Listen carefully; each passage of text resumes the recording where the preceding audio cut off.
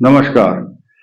मेष राशि पर किन किन ग्रहों का जो अभी हाल ही में परिवर्तन हुआ है, जैसे कि सूर्य और राहु का, मंगल और शनि का, ये जो युति आई है और नई बनी है और हाल ही में बनी है और ठीक 24 घंटे के अंदर बनी है, इस युति का मेष राशि पर क्या असर होगा, गंभीरता से सुनेंगे। सिर्फ 5-7 मिनट में मैं अपनी बात समाप्त करूंगा। मेष राशि वालों के लिए एकादश भाव इस सृष्टि में और ज्योतिष शास्त्रों में सबसे महत्वपूर्ण स्थान जिसको दिया गया है उसका नाम है एकादश भाव। साक्षात ब्रह्मा जी अपने आशीर्वाद एकादश भाव में बैठे हुए स्थान को देते हैं। 11 का स्थान बहुत ऊंचा है हर दृष्टि से। वहां पर शनि आपके मूल त्रिकोण का स्वामी, साक्षात कृपा जिसके ऊपर शिव की है, और आपकी राशि का स्वामी स्वयं मंगल एकादश भाव में हो तो डबल खुशी मिलती है। वो खुशी समाये हुए समा नहीं सकते आप। एक पात्र में जैसे दूध डालोगे ओवरफ्लो होगा, तो ओवरफ्लो वाली खुशी है। और तीसरी प्रसन्नता क्या है, आपकी राशि के ऊपर चल रहा बृहस्पति जो कि आपके भाग्य स्थान का स्वामी है। तो तीन चीजें एक साथ मैच कर रही हैं। चौथी खुशी, आपके छठे भाव में केतु चल रहा है जो आपके शत्रुओं का, ऋण का, रोगों का तथा झगड़े झंझट परेशानी रगड़े झगड़े लफड़े तथा अनेक प्रकार से घर बैठे कई बार कोई बला, कोई परेशानी आती है।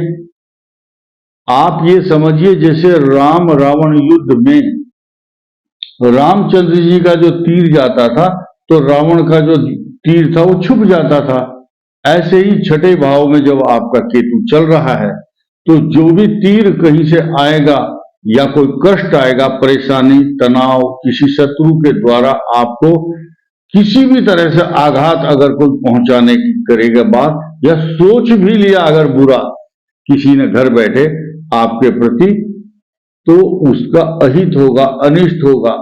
इसलिए क्योंकि एकादश भाव में त्रिकटे एकादशे भाव में त्रिकटे एकादशे शनि, त्रिकटे एकादशे केतु, त्रिकटे एकादशे राहु, सर्वारिष्ट निवारणम, सभी अरिष्टों का, पापों का, पाप ताप संताप सबका नाश करता है। ये मैंने गोचर का फल आपको बता दिया। अब क्या है, आपके द्वादश भाव में राहु और सूर्य की युति है, ये स्पष्ट है। अब जहां इतनी खुशियों का समाचार आपने सुना, ये युति मात्र 1 महीना रहने वाली है। यद्यपि 18 जून 2025 तक राहु वहां से नहीं हटेगा, उसको हटाने की ताकत किसी में नहीं है, क्योंकि ये मीन राशि पर आपके द्वादश भाव में, वैसे भी अगर देखा जाए काल पुरुष का की जब आकृति बनाते हैं हम, तो 12वें भाव में आपके चरणों में, चरणों का स्थान है मेष राशि के मीन, और वहां पर है राहु, तो पैरों में कष्ट देता है। और एक्सपेंस हाउस भी है ये, खर्चे का, अनएक्सपेक्टेड एक्सपेंसेस, बिना किसी आपने कल्पना नहीं की होगी, अचानक कहीं भी खर्चा करना पड़ सकता है, यात्रा में जाना पड़ सकता है तथा ऐसी ऐसी चीजें खरीदनी पड़ सकती हैं जिनकी आपकी प्लानिंग नहीं थी, लेकिन आपको खरीदना पड़ेगा। या किसी विवाह शादी या अचानक ऐसा कोई आयोजन कहीं होता है, या किसी ने कहा कि भाई यात्रा करनी है, कोई मित्र अचानक बोलेगा चलो भाई यात्रा में चलते हैं, कोई वैष्णो देवी जाएगा, कोई शिरडी जाएगा, कोई बालाजी के मंदिर, कोई 4 धाम की यात्रा करेगा। इस प्रकार के अचानक संयोग बनते हैं। यह है ग्रहों का विश्लेषण। अब हम बात करेंगे कि आपकी जो संतान है उस पर धन का खर्च होगा। क्यों होगा? क्योंकि संतान जो है पंचम भाव है, और पंचम भाव का स्वामी कहाँ गया? द्वादश। आपके बच्चे विदेश में पढ़ने के लिए जा सकते हैं या उनके लिए फीस का इंतजाम करना है। द्वादश भाव पर खर्चा, राहु के साथ संयोग, क्योंकि राहु का किसी के साथ जब संयोग होता है, देखिए राहु के साथ बृहस्पति आ जाता है तो गुरु चांडाल योग का शोर होता है पूरे ब्रह्मांड में। चंद्रमा के साथ राहु होगा तो ग्रहण योग का हंगामा होगा। सूर्य के साथ जब राहु होगा तो जिस हाउस का स्वामी सूर्य है उस हाउस यानी कि पंचम भाव, पंचम स्थान का स्वामी को क्या हुआ?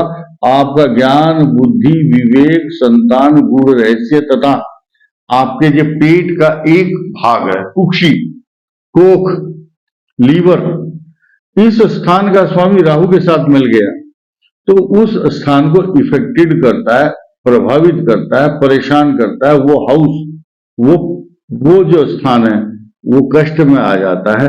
तो एक महीना मंदाग्नि यानी कि इनडाइजेशन, आपका पेट, खान पान, लीवर, किडनी से रिलेटेड, क्योंकि ये कुक्षी का स्थान है, कोख का स्थान है।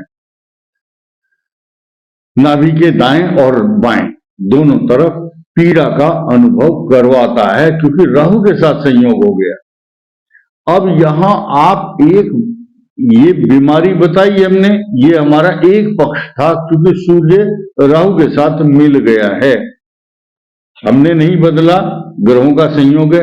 लेकिन पॉजिटिव चीज सुनिए आप, पंचम भाव पर जहां अनिष्ट के बादल राहु के कारण आए, वहीं पर पंचम भाव पर शनि और मंगल भी देख रहे हैं पूर्ण दृष्टि से, परंतु एको ही दोषो गुण सन्निपातो, एक श्लोक है संस्कृत में, बहुत लंबा हो जाएगा, मैं संक्षेप में बताऊंगा कि बृहस्पति की दृष्टि जब पंचम भाव में है, बृहस्पति जिस भाव पर दृष्टि देता है तो वो अमृत के स्वरूप में उस स्थान पर अनिष्ट नहीं होने देता। एक चम्मच अमृत भी, यानी कि पूर्ण दृष्टि है पंचम गुरु की, तो जब वहां गुरु की दृष्टि आ गई है तो अब कुछ भी करे कोई, यानी कि भगवान की कृपा सीधे सीधे आपको मिली और अब कोई ग्रह आपका अनिष्ट नहीं करेगा। मैंने कितनी स्टोरी सुनाई कि आपका ये भी अच्छा, ये भी अच्छा, ये भी, सारे ग्रहों का वर्णन किया, लेकिन पंचम भाव में जो दृष्टि है उसका कष्ट भी बताया। लेकिन साथ में भगवान की ऐसी कृपा है कि आपके पंचम भाव पर बृहस्पति आपके अनिष्ट को नहीं होने देगा। इस वीडियो में इतना ही, धन्यवाद।